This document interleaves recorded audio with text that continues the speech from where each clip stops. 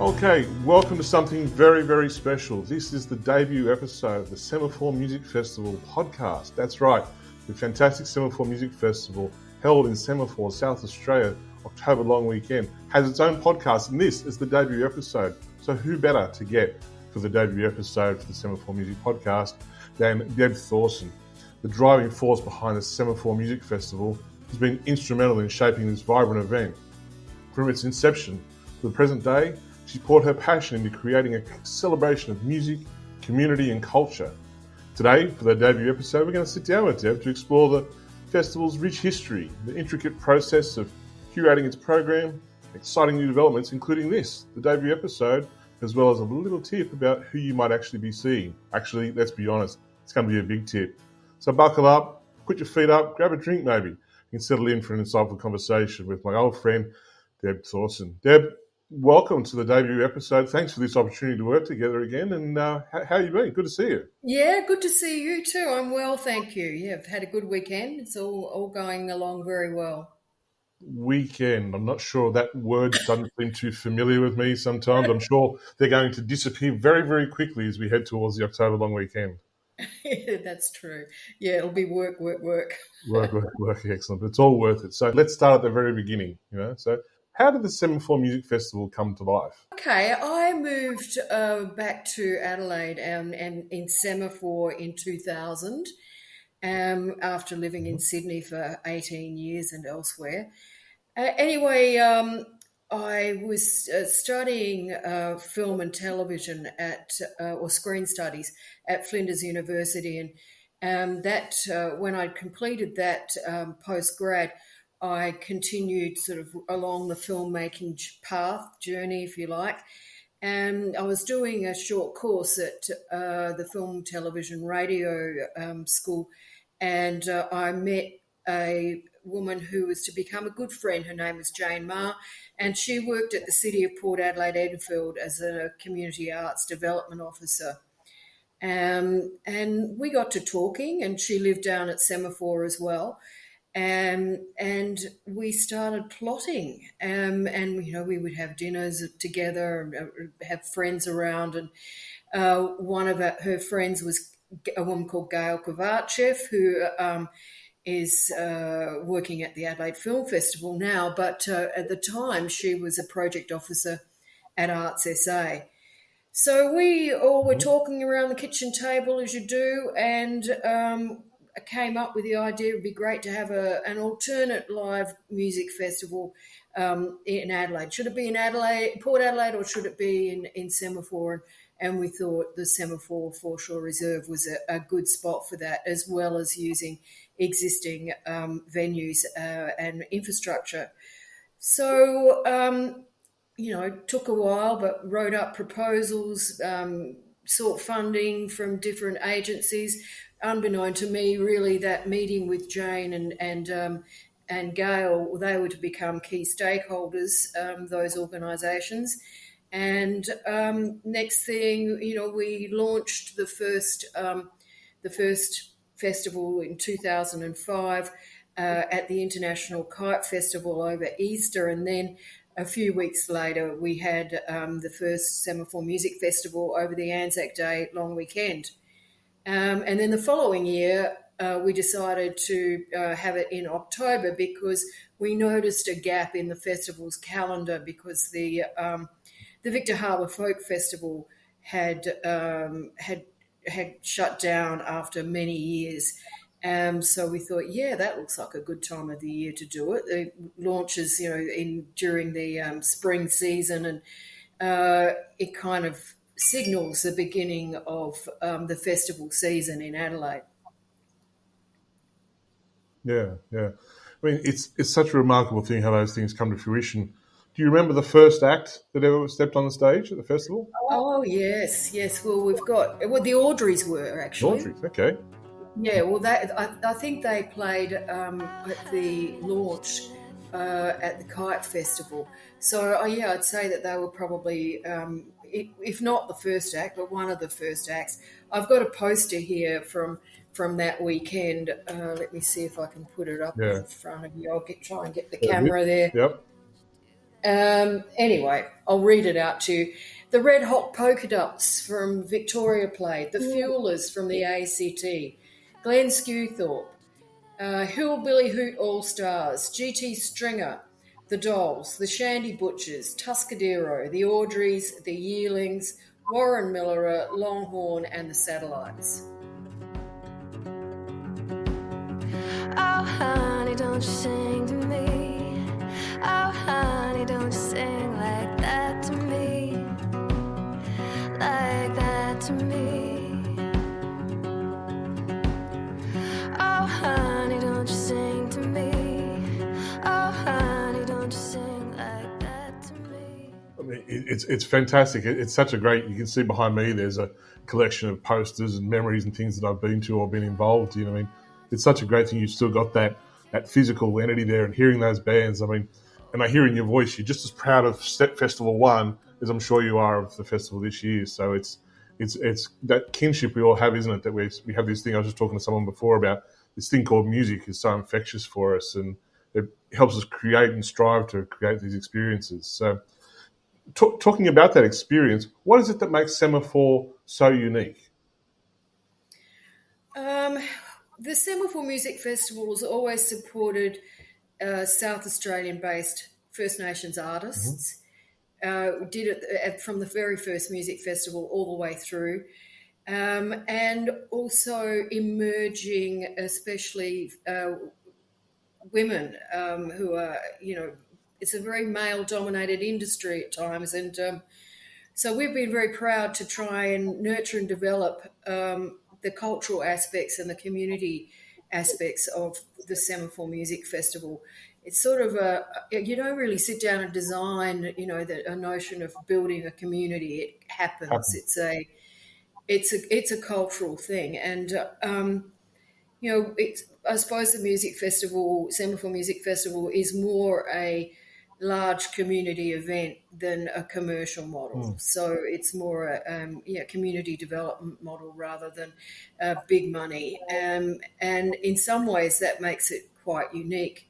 I mean, I think what we're seeing right now in South Australia is big festivals coming, coming to Adelaide, and they don't seem to be sustainable. We're expecting to see a lot of tourism money come flooding in, but actually there's only so much money to go around.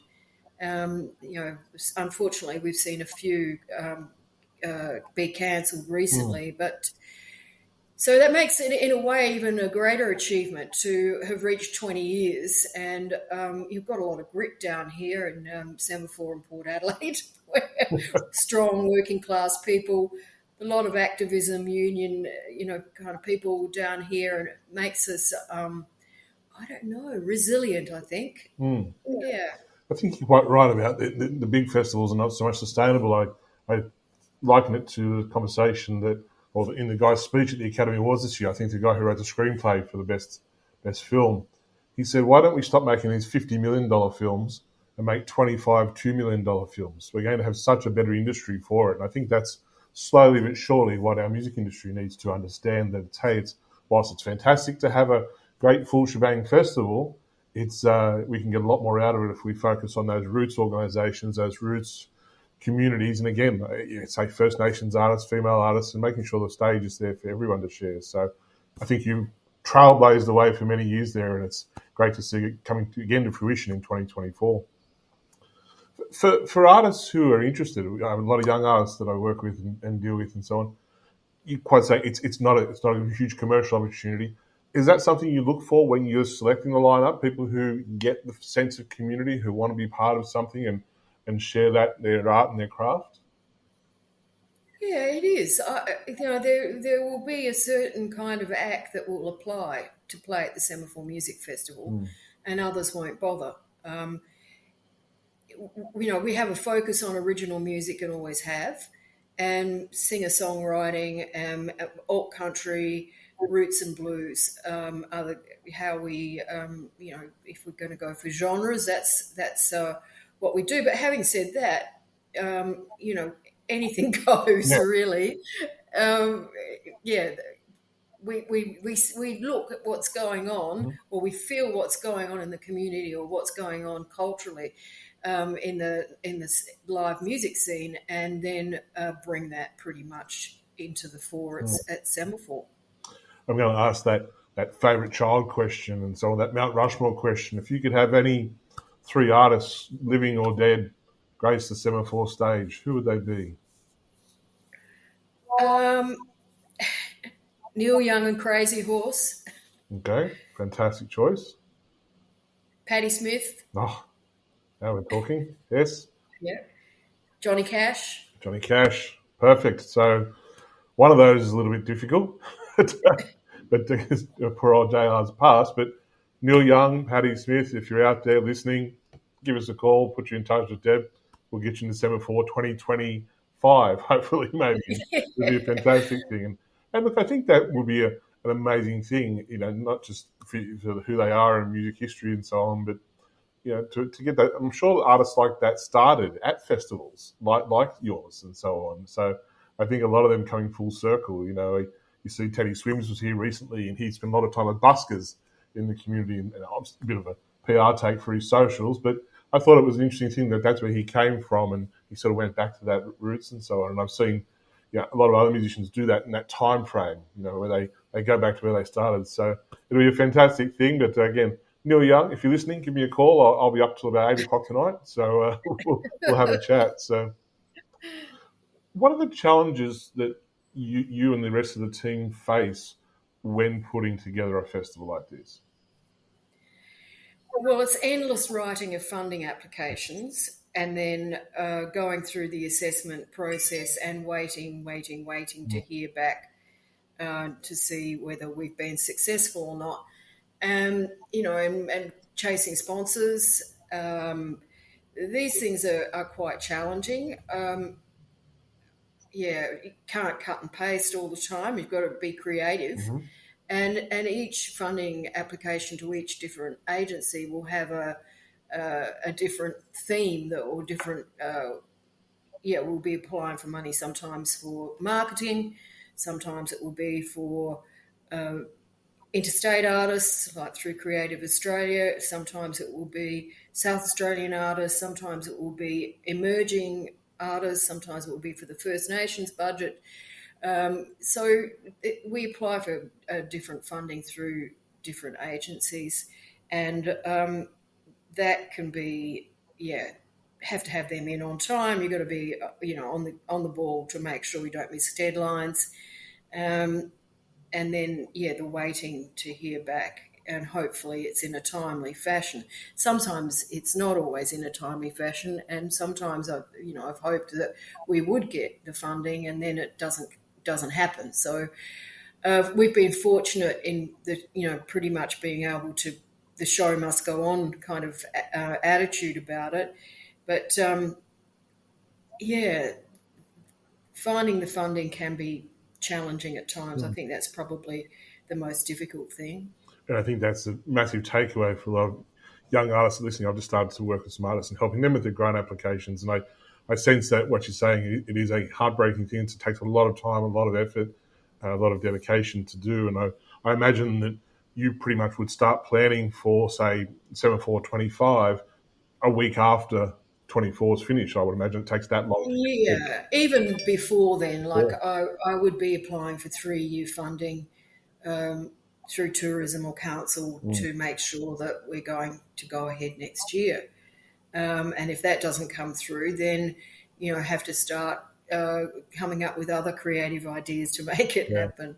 And you've then got also the other challenges which are totally out of your control, like the economy and interest rates and inflation, all these other things to deal with. So making sure, very thankfully, people still seem to like to embrace entertainment and community in times of struggle. So hopefully they come and get out and get to the festival for its 20th anniversary this year. So we're going to get to the announcement in a second, but the podcast, you and I talked about this and we thought it was a good idea. And is this something which the podcast, social media and so on, that's all must have changed over that 20-year period of putting the festival together? Have you seen there's the good and the bad side of how technology helps and supports a festival like yours? Oh, definitely. of older generation. I've got a son who helps me, and a team that helps me with that know much more about social media than I do. I've muddled my way through it and learnt how to do it. But last year, it was just before the Yes campaign, and we were on board with that campaign and got seriously bombarded and hacked by bots. Right. It was a freak out for me. I really didn't know how to deal with it. And my son was overseas at the time. So, that was really challenging. And again, totally out of your control. And that's so frustrating sometimes when that does happen. I've had a website hacked in the past, and it's like, geez, this is all my hard work and effort, and I do it for the love of music or the love of the community, and someone comes and hacks it just for the sake of it. It's just to be spiteful, not even aware of who you are, and it's just so frustrating, so heartbreaking. Sometimes you've got to start again. So I back up every night. That's the one bit of technology I've mastered in recent years, is after an epic disaster, is backing up. So backing up, yes, good point.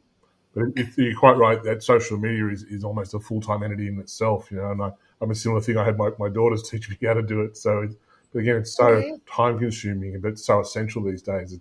It's an interesting world we live in. Well, I welcome anybody out there who's listening if they want to have a crack at doing some social media marketing and get credit for it and a little bit of pocket money, then hit me up. Fantastic, reach out. So let's get to the nuts and bolts of this. Who is playing at Semaphore Music Festival, 4th to the 7th of October, 20th anniversary? Who's in the lineup? All right. So on the Foreshore Reserve, we have on Monday the Audreys. They're headlining. Fantastic. And on also with Kelly Manhennett, a local singer-songwriter. Nancy Bates will be playing on the Monday. Axe and the Ivory and My Cherie. So they're on the Foreshore Reserve on Monday. And the gates will open at 1 p.m. It'll be, an afternoon show, and it will pretty much finish or be over by 7. Mm-hmm. So that's on the Monday public holiday. On the Sunday, the headlining act, well, I guess it's a double headliner, really. Coloured Stone, Bunna Laurie and his son will be coming and playing. Lockie Doley Group. Oh, fantastic. Stephen Holk, who's a local guitarist. We have Hannah and Jessie Lee's Bad Habits. Brilliant. Yep. And who else have we got? Oscar the Wild, a local band. So that's the Sunday. Okay, so perfect. You've already got 2 fantastic days stacked full of great names and entertainment there. Even if you haven't heard them before, you're going to get to know these artists in coming weeks because we're going to talk to them all.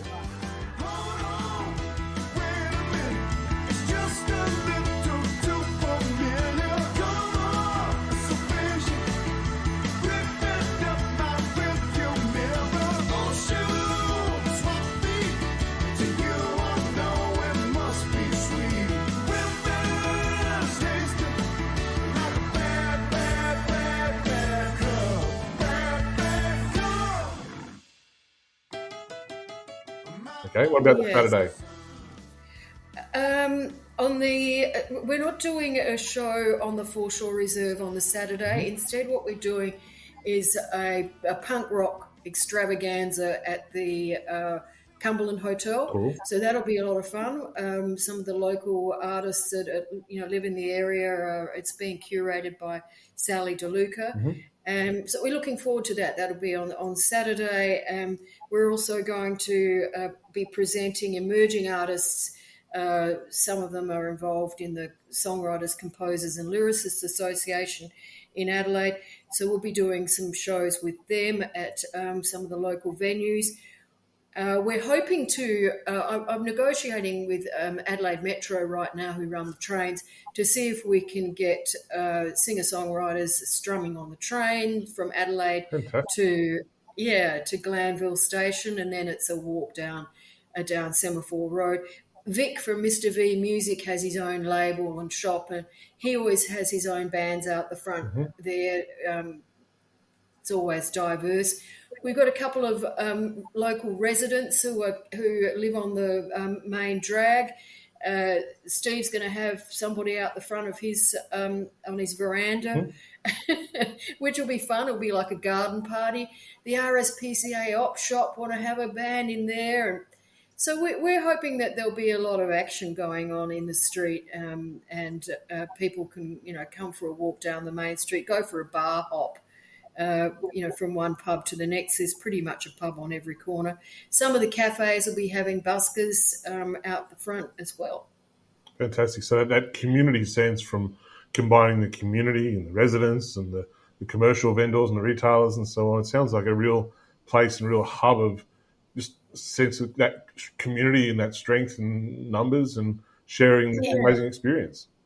Yeah, well, I must mention, of course, that the Semaphore Workers Club, which is our local blues venue, Dusty Lee's Blues Jam will be opening up on the Friday night. That's the opening event. That's always fun because Dusty gets a whole bunch of fabulous musicians up with him to play, and it's just it's really good fun. We did it last year and thought, wow, that went really well. Let's do it again. So in some ways, this year, the 20th anniversary is a highlights of different artists that have played over the years coming back to play again, like Nancy, like the Audreys, for example.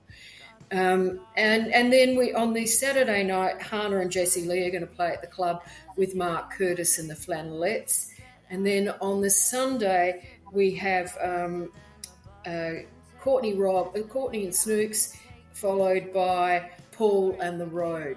Paul McLeod had a band called Holler and the Bones. They went off to Memphis a few years ago representing South Australia in their Memphis Blues Jam or whatever. They've got some sort of competition over there. They represented South Australia in that. So, yeah, that'll be a fantastic weekend at the Workers Club. It always is. So, yeah, come along there.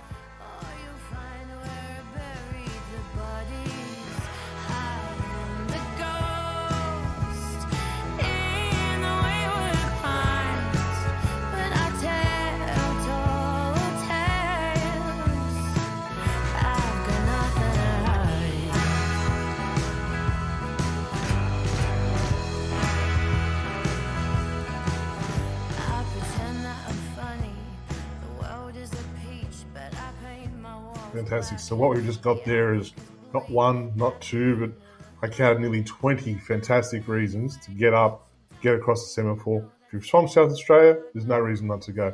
If you're from interstate or somewhere else, we'd love to see you there because you're going to hear and feel and, I suppose, experience something that's happened and grown and developed over the last 20 years. And all these musicians are sure going to pay homage to that experience as well by playing together.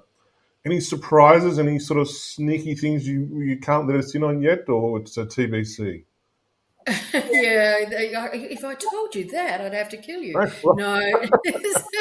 I live in Sydney. I'm trying to buy a house in Sydney. That's hard enough. You might as well kill me otherwise. No, look, who knows? Hopefully we'll get some singer-songwriters on the train.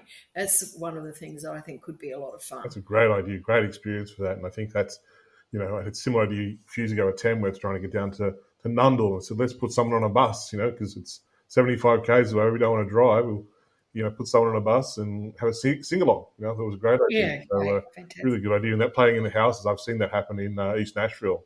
And that works really, really well. People playing on their front yard or on their porch. And I think even last year, I'm not sure if they're doing it this year, they have August 23rd last year was International Porch Song Day, where, people were encouraged around the world to sit on their porch and play music.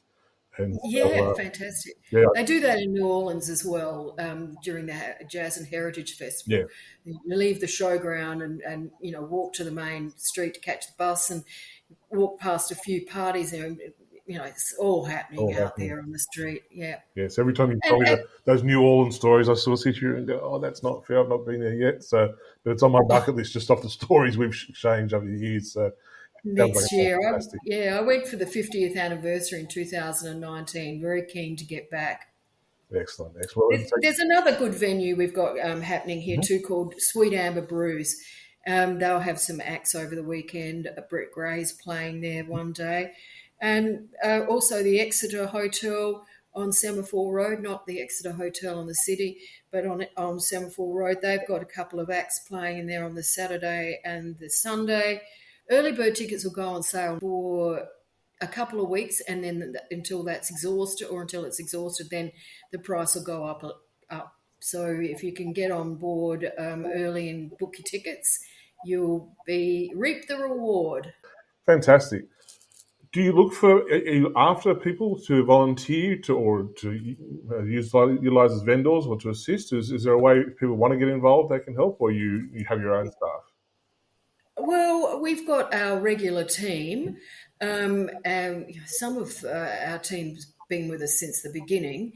And, we have sustainable green practice, with waste management, etc., that's looked after by our regular team. But definitely, if anybody wants some experience in being a volunteer, have a look on our website, scroll down the bottom and you'll see a volunteers form. Same with food vendors or market vendors. If you're got a good food truck and you've got all of your licenses and everything that you need, you can jump online and fill in a form there as well on the website. Fantastic. So last question, and thanks so much for this opportunity to work together and to share this amazing experience. When I talk to musicians, I ask them always the same question last: what's it like to be on stage? I'm going to ask you a similar question. What's it like to be Deb Thorsen celebrating the 20th anniversary of the Semaphore Music Festival this year?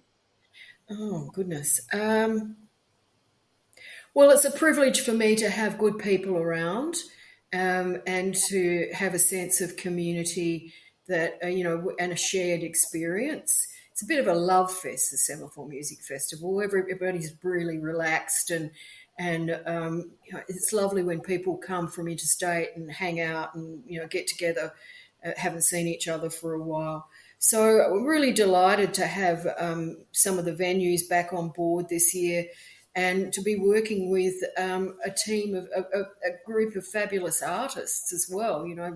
Really privileged to be in this position, and it's hard work. There's no doubt about that. But, it's really enjoyable, and I feel like we've achieved something, being able to, sustain this event for 20 years is an achievement, I think. I think it's a fantastic achievement. I was thinking about it yesterday when you and I first met. I think it was at the Cronulla during Australian Music Week, and you were so vibrant and came straight up to me and said, "Hi, I'm Deb. Who are you? What's your name and what do you do?"